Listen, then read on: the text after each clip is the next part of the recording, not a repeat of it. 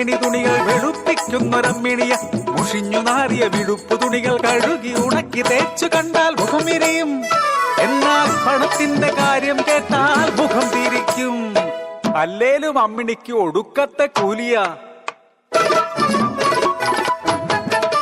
3 കല്ല് കൂട്ടി ചെമ്പ് വെച്ച് കാരമിട്ട് വെള്ളം തിളച്ച് തുണികൾ മുക്കിയെടുത്ത് ഇടിച്ചു കഴുകി പിഴിഞ്ഞെടുത്താൽ നടുവൊടിയും. അതിനാ കൊച്ചമ്മ ഈ കാശ്. കൈത പൂക്കുന്ന കായലോരത്ത് തുണികളൂരി പിഴിയുമ്പോ കടത്തുകാരൻ ചെക്കനുണ്ടൊരു കള്ളനോട്ടം. ആ ചെക്കനെ എനിക്ക് എൻ മനസ്സിനുള്ളിലെ കള്ളനായി.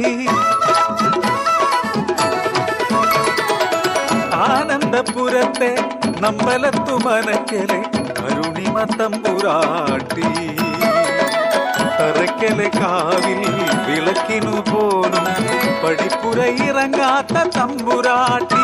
ആ മനക്കലെ വിടുപ്പുകാരി കൊച്ചമ്മിണി പടിപ്പുര കേറിടാൻ കഴിവുള്ളോള്.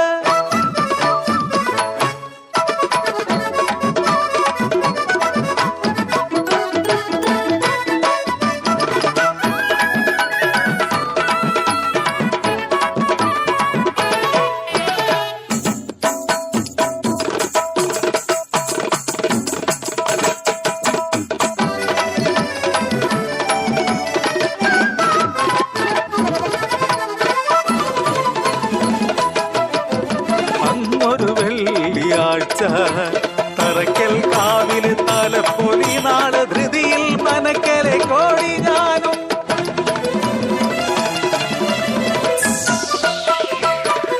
കയ്യിലും തലയിലും ഭാണ്ഡങ്ങൾ പേറി പടിപ്പുര ഇറങ്ങി നടന്നിടവേ ഒരു പിഞ്ചു കുഞ്ഞിൻ കരച്ചിൽ അറിയാതെ മനസ്സിൽ തോന്നിയതോ. തലയിലെ ഭാണ്ഡത്തിൽ എന്തോ അനങ്ങുന്നു. കാര്യമറിഞ്ഞു ഞാൻ തരിച്ചുപോയി. തിരികെയോടി ഞാൻ മനക്കിൽ ചെന്നു നിന്നപ്പോൾ കാത്തു നിൽക്കുന്നു ആത്മാര്. കണ്ടവന്റെ വിഴുപ്പും പേറി മനക്കിലേക്ക് വന്നിരിക്കുന്നു. അശ്രീകരം.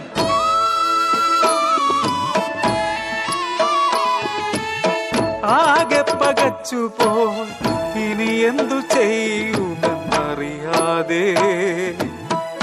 അമ്മയല്ലെങ്കിലുമെൻ പെൺമാനസം ആർദ്രമായി വിതുമ്പി നിന്നു.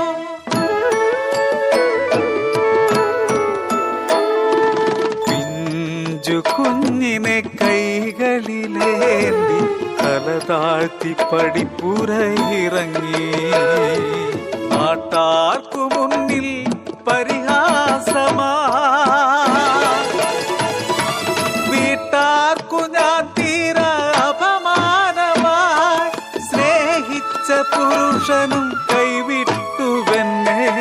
ഇഞ്ചു കുഞ്ഞിനെ ഞാനെന്തു ചെയ്യാൻ.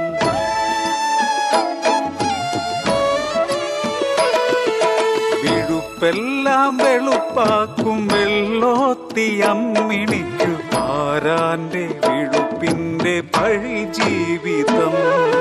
മേലാളർ കീഴാളർ ഇരട്ടത്രാസിലെ നീതികൾ.